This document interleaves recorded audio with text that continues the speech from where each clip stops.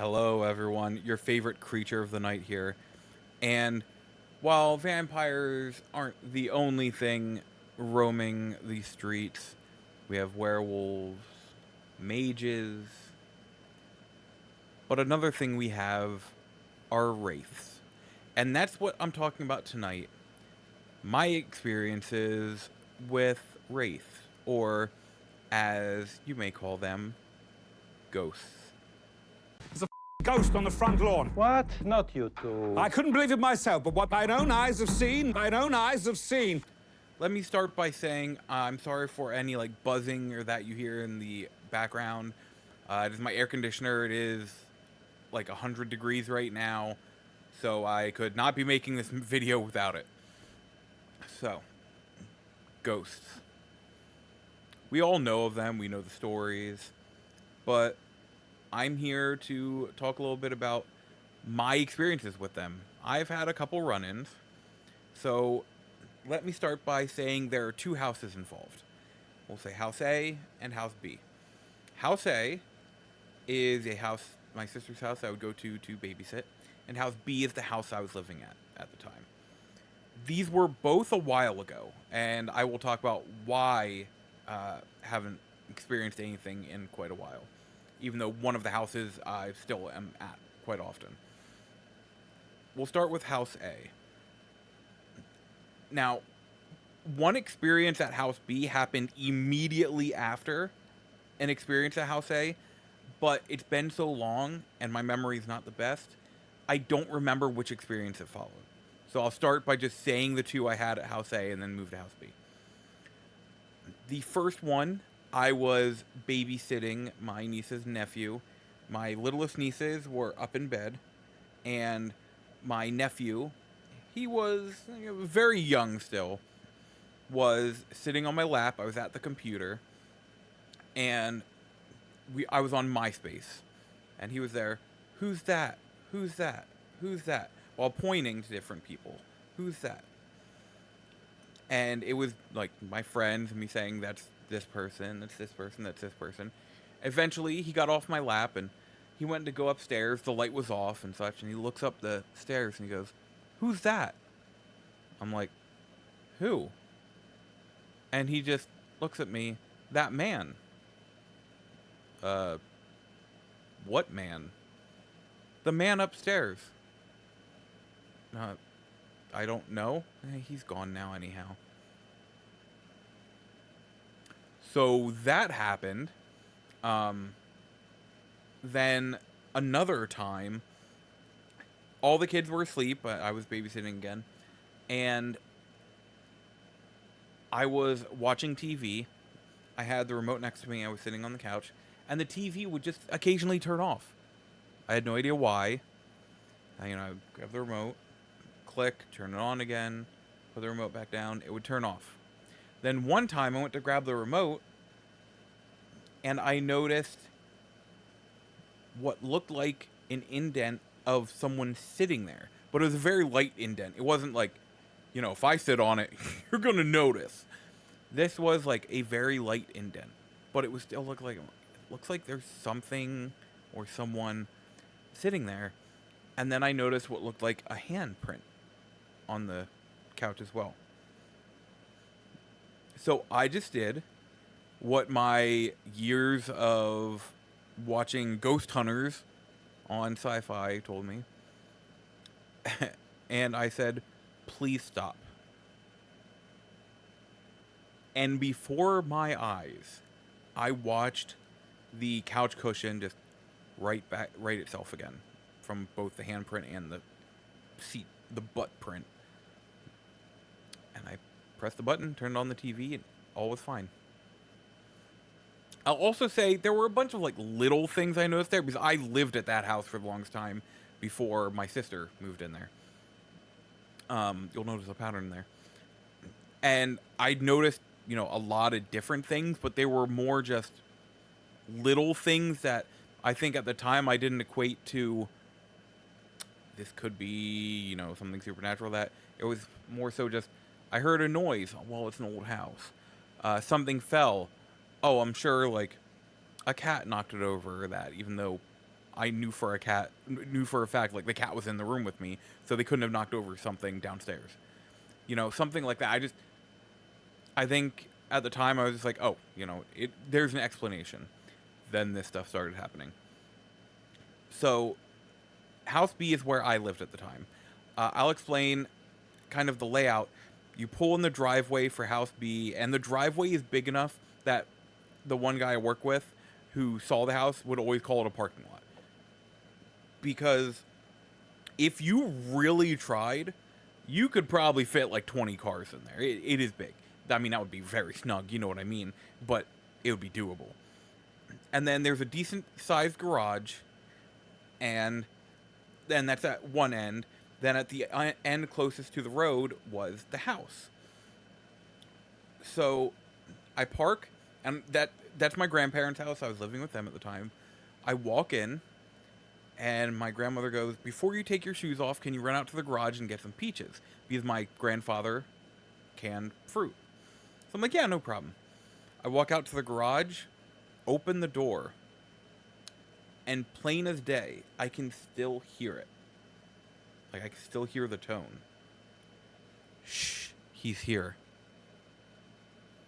I can still hear it perfectly. And it like rattled me at the time. I looked all over this garage. It's a decent sized garage. It was 3 stalls with like another area and like a kitchen off to the side in another room. Decent sized garage. And I spent like 15 minutes looking everywhere. Like, is there someone in here? I found nothing. No evidence of there being anyone in there, nothing. So I'm like, okay, this is weird. I grabbed a can of peaches, walked out the door, and got about halfway between the house and the garage. So I'm going to say like 20, 25 feet. And I turned and saw about 3/4 of a face in the window. Like 3/4 as in like going widthwise across the face. So like I saw like all the mouth, and I saw like almost both full eye sockets and that. But it was one of those where it's like, that's not exactly a person. You could tell. I was freaked out. I am getting chills talking about this again because it's kind of stuff I don't talk about too often because it freaks me out. Then the second experience I had at this house was very different. As in, I wasn't creeped out by it. The layout of where my bedroom was at the time, it was in the basement, and you would walk down the stairs, and if you went to the left, it would take you into the open section that's the 3/4 unfinished basement. If you went to the right, it would take you into the quarter section that's the finished area that was my bedroom. And at the time, I had a futon for space reasons, and had the futon diagonally, so where my head was laying, I could like easily see, if someone came down. Well, one night I woke up at, I don't even know what time it was. It was sometime in the middle of the night. And I remember just seeing this little girl. But I wasn't creeped out. I felt calm. Which is so weird because, I had those other experiences that creeped me the hell out.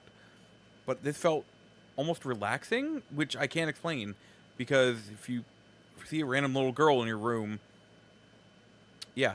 And it was one of those where I knew it was a ghost. I knew it wasn't just a random actual little girl in the room. It was one of those where you could just tell, Then fast forward, like 7 years roughly, it was to when my grandmother passed away.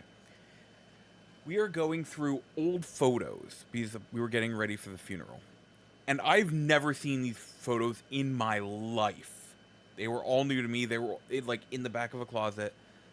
And my mother goes, "Oh, look, it's enter name here, your grandmother's sister."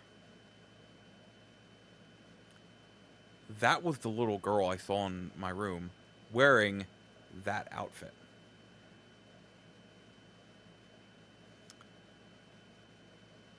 And I know you may be thinking, well, you probably saw the picture before, and back in my, I've never seen this picture in my life. I never could have told you what she looked like. I never knew of her. I didn't like I never knew like anything about my grandmother's sister. I just knew she had a sister at one point, and she died young. That's all. That's all I've ever known. And that's why, like, I think I didn't feel creeped out.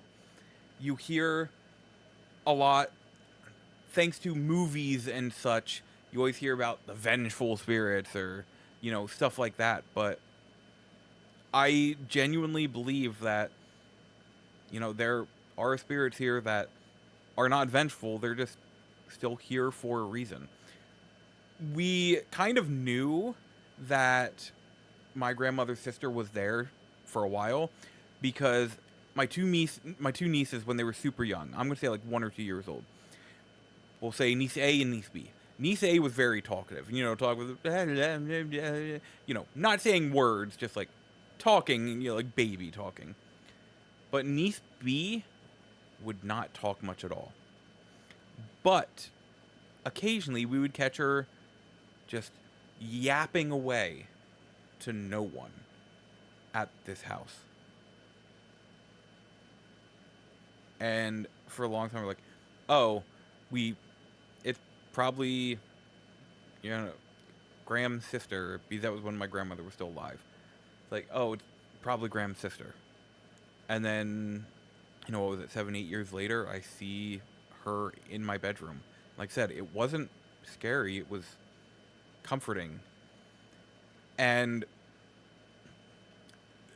like I said, the trend with, we had lived out there, now my sister had bought that house for her family to live there, and they haven't experienced anything like that again. And I truly believe that when my grandmother passed away, like, she was done watching over because my grandmother wasn't there anymore. She was watching over her. And I believe that with my entire heart. Like I said, you see all these movies and TV shows about vengeful spirits, but I think any spirit can be here, whether they're angry or whether they're just watching out for someone they love. And I think that is beautiful. And even more so, I think, like, I'm glad I got to experience that myself. I've had some interesting experiences, and some of them creep me out. Even that one was a little creepy, just in the sense of, like, there is a ghost in my room. But it was wonderful at the same time, because, I mean, now I get to share it with everyone. But, yeah, those are the big, like, paranormal experiences I've had. I am curious to hear any experiences you might have had, because this is just a fascinating subject to me. I always love hearing about it. I love watching, like, ghost videos, and it's just so neat to me because, like I said, I fully believe in ghosts. I have for a long time, even before all this stuff. That's why it was easy for me to believe that it was happening. It wasn't like a, what is going on? But yeah, tell me about your experiences. I'm very, very interested in hearing them. And until next time, good night.